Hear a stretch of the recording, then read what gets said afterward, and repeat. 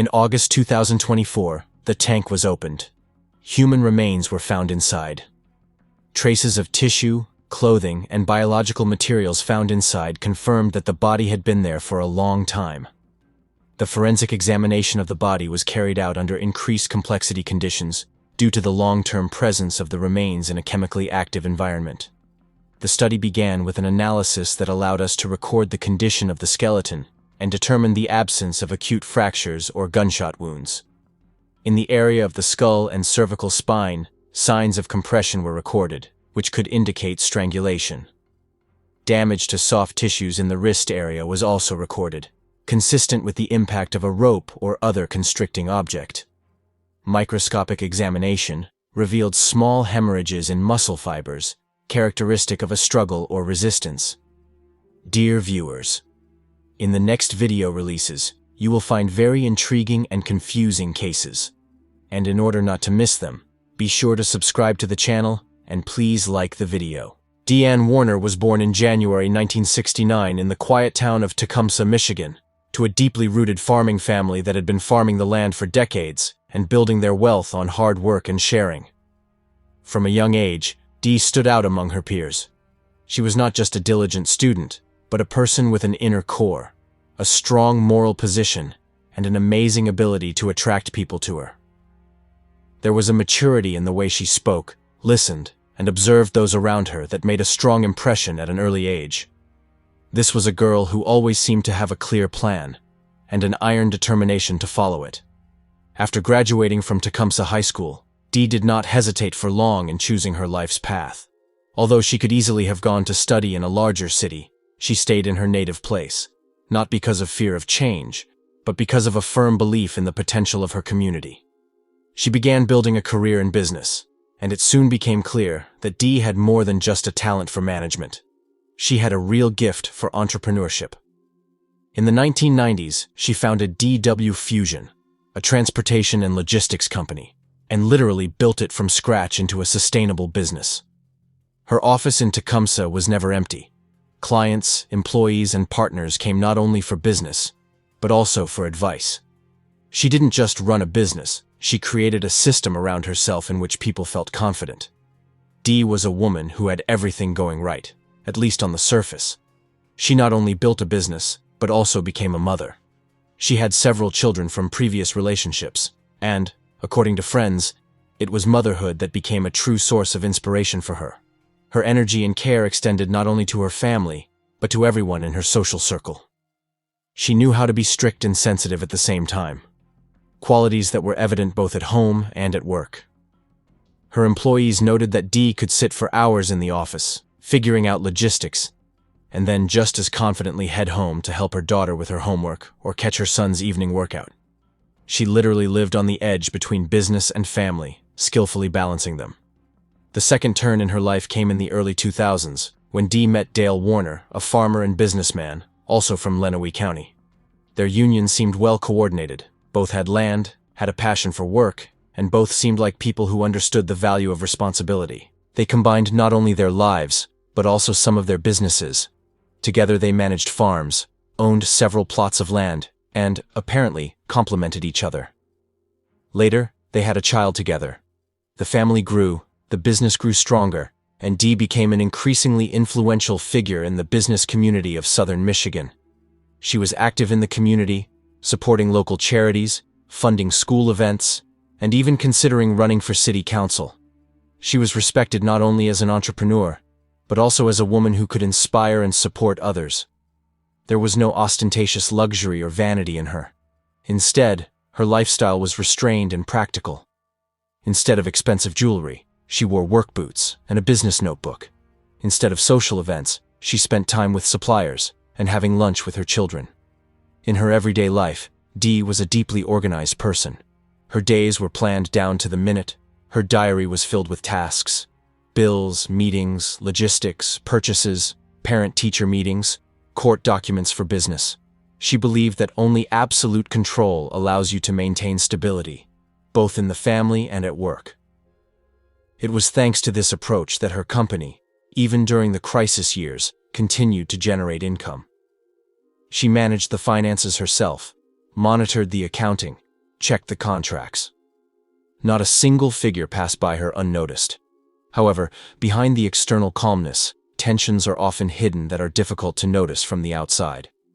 Some acquaintances noticed that Dee became more withdrawn, more often stayed late at work, less often participated in social events. Some attributed this to age, others to increased business obligations. But everyone agreed on one thing. Dee is a person who would never abandon her family, business, or children just like that. She was attached to her land, her office, her life, and the people in it. So even the slightest change in her behavior caused surprise and concern among those close to her. Dee's sister and brother, with whom she maintained close ties, said that she shared joys and difficulties with them. Without going into intimate details, she hinted that she sometimes faced tense moments in her family life, especially in connection with how the joint business was run. However, to an outside observer, their marriage looked stable. Dee was a woman about whom they said, she built her own life.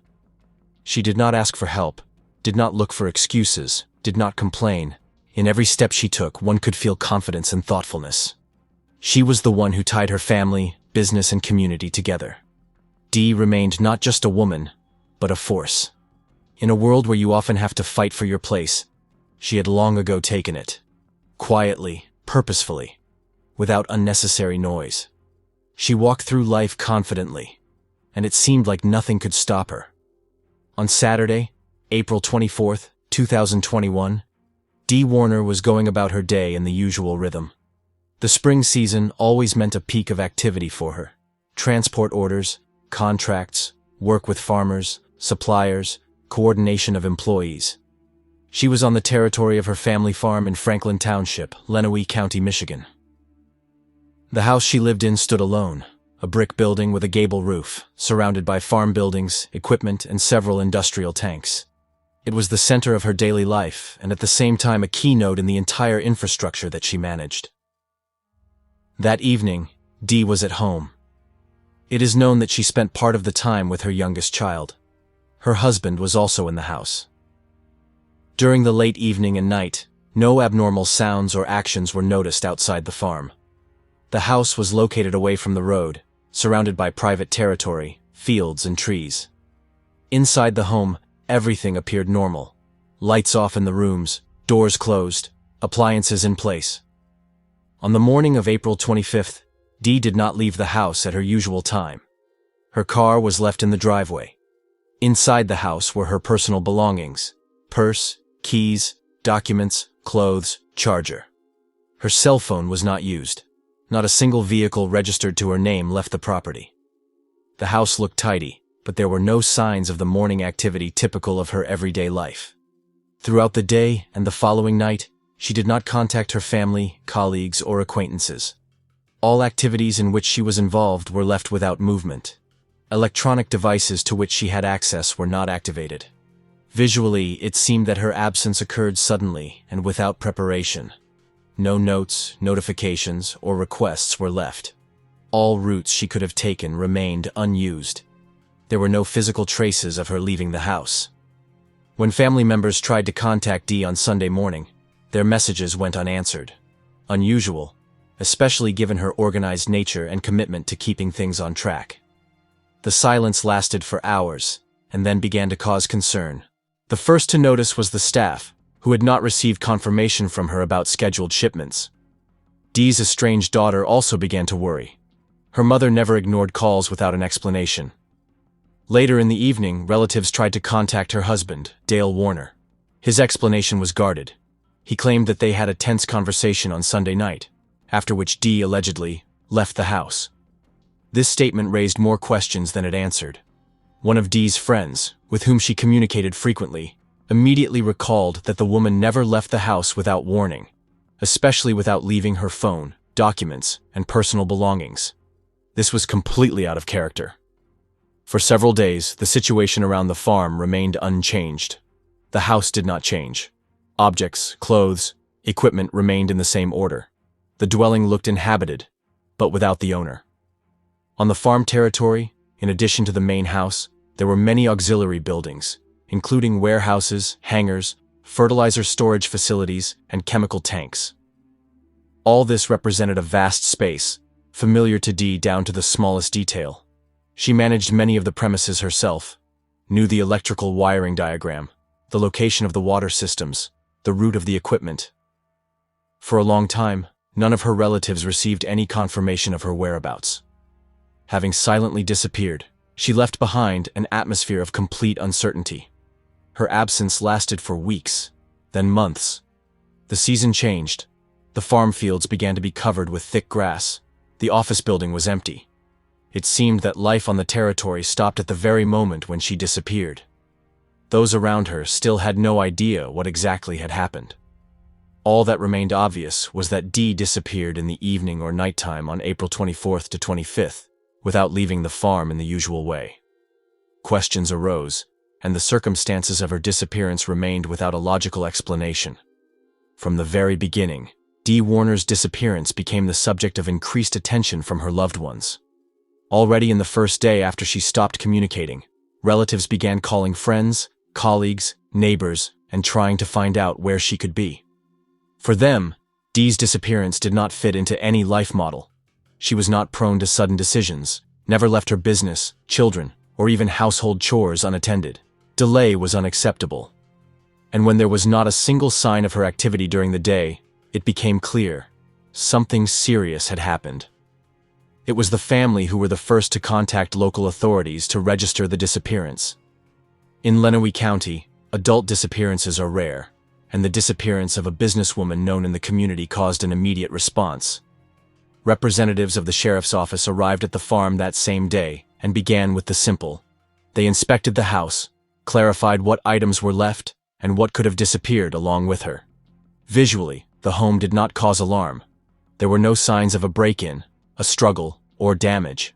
However, the internal logic of the situation, keys, documents, a car left in place, indicated that Dee left the house either voluntarily, but under pressure, or she was taken out by force. At the same time, they began to question the people with whom she had been in contact in recent days. The first attention was focused on her immediate environment, especially on her husband, Dale Warner. He claimed that the night before her disappearance, they had a conversation, after which Dee allegedly left the house without saying where she was going. However, this version raised questions from the very beginning among investigators.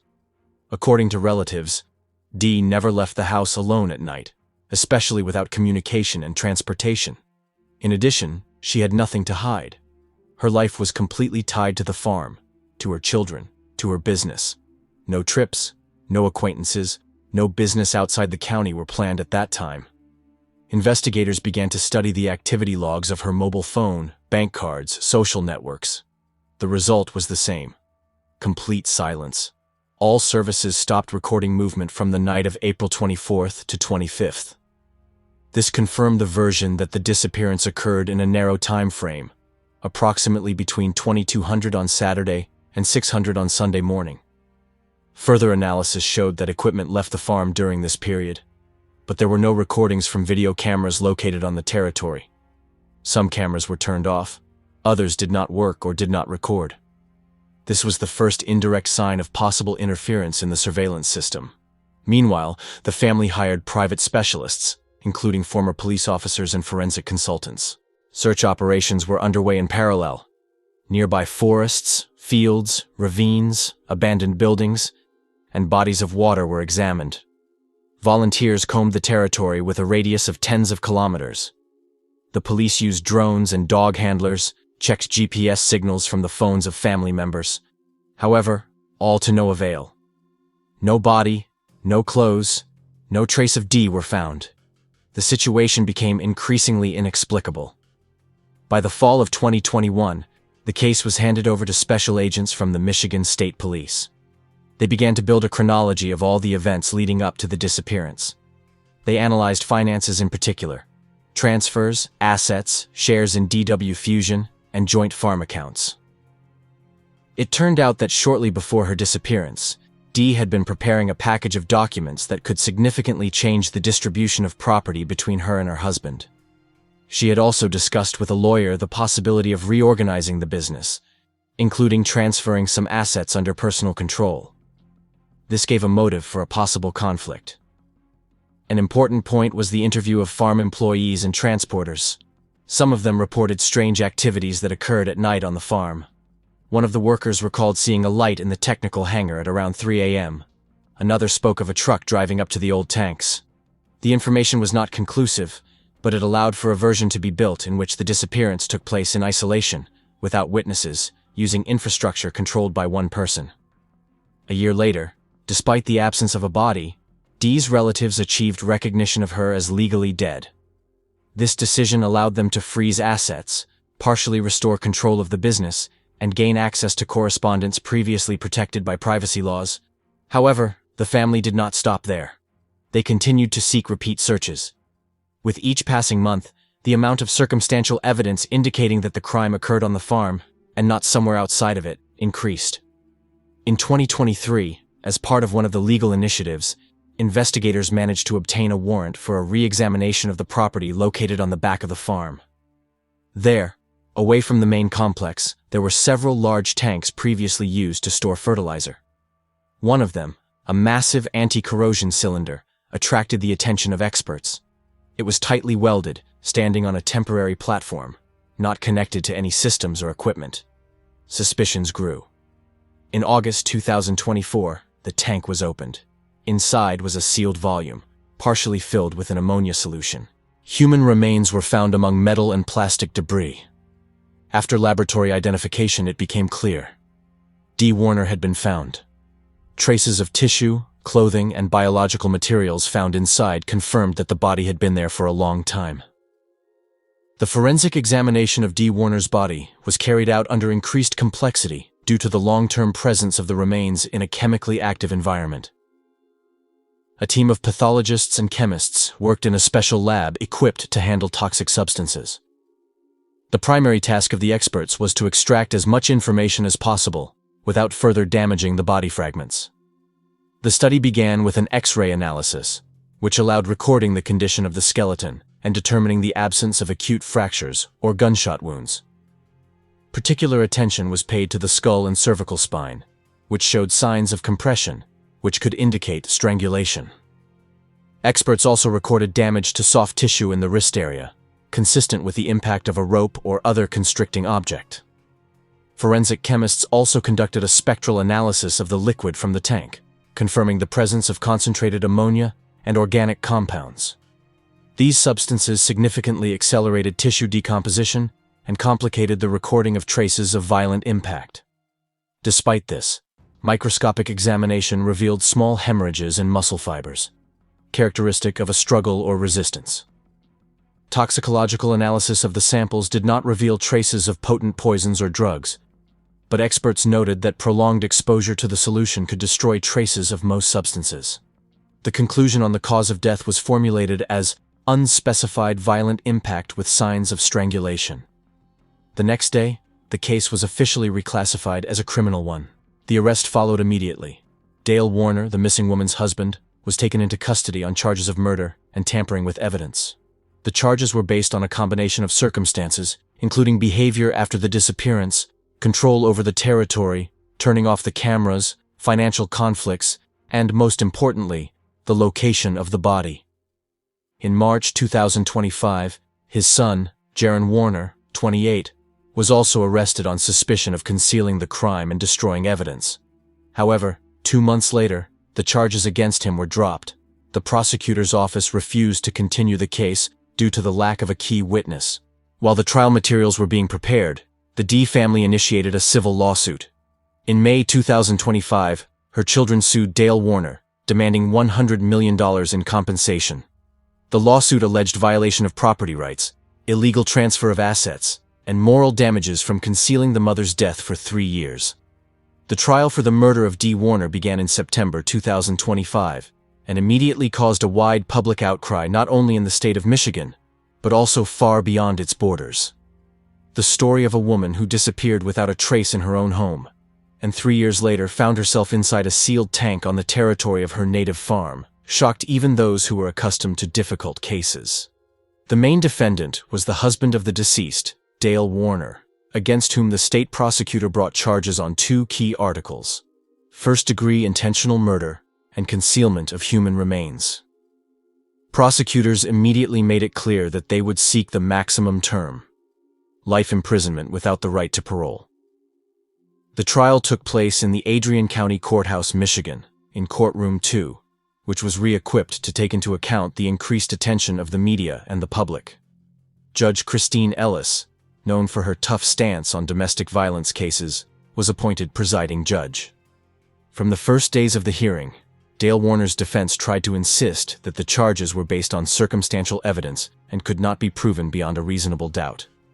They emphasized the lack of direct witnesses to the crime, signs of a struggle, and the absence of the defendant's DNA on the remains. But the prosecution had an entirely different strategy: to prove that Dale had the motive, the opportunity, and technical control over the entire farm. The prosecution presented more than 30 witnesses to the court, including farm employees, relatives, forensic experts, and even former business partners. The first to take the stand was Dee Warner's sister, Lori Breckner, who spent 2 hours giving a detailed account of her sister's final days. She recalled conversations in which Dee expressed fear of her husband, talked about her desire to file for divorce and transfer the business assets to herself. This testimony formed the basis of the motive: maintaining financial control, and Dale Warner's desire to prevent the division of property. Next came the testimony of family friends and former farm workers, who described outbursts of anger, aggression, and emotional abuse from the accused. One witness reported seeing a light in the utility shed on the night of Dee's disappearance, while another said that the CCTV camera installed at the entrance to the farm suddenly stopped working that night. The investigation established that the cable had been deliberately disconnected manually. This gave grounds to believe that Dale's actions were premeditated. The key moment was the presentation of the forensic team. The chief pathologist detailed the results of the autopsy, describing the condition of the body, signs of possible strangulation, the presence of pressure marks on the wrists, as well as the chemical effects caused by being in an ammonia environment. The court was presented with a 60-plus page report in which experts stated that the death was violent, with the body placed in a tank shortly after death, with the clear intention of concealing it. The defense attempted to challenge the report, citing the lack of a specific mechanism of death.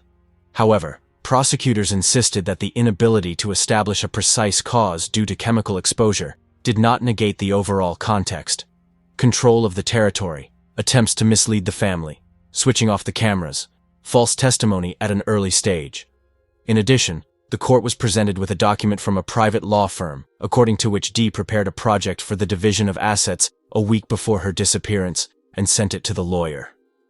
This strengthened the argument about the defendant's motivation.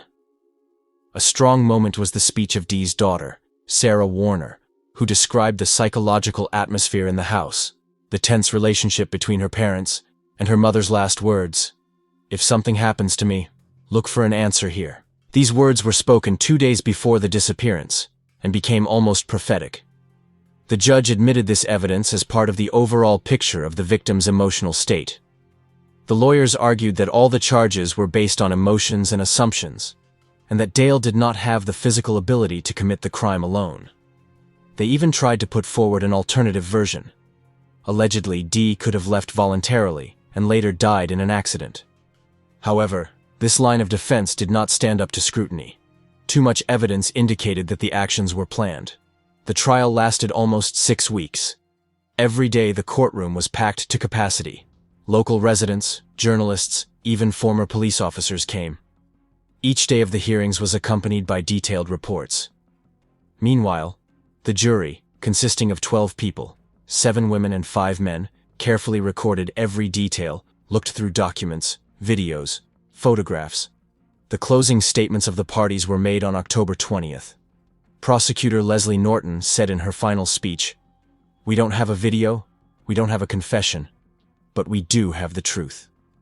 And the truth is that Dee Warner is gone, and the only person who had both the motive and the opportunity to cover up her death is sitting before you." The defense attorney tried to appeal to doubt.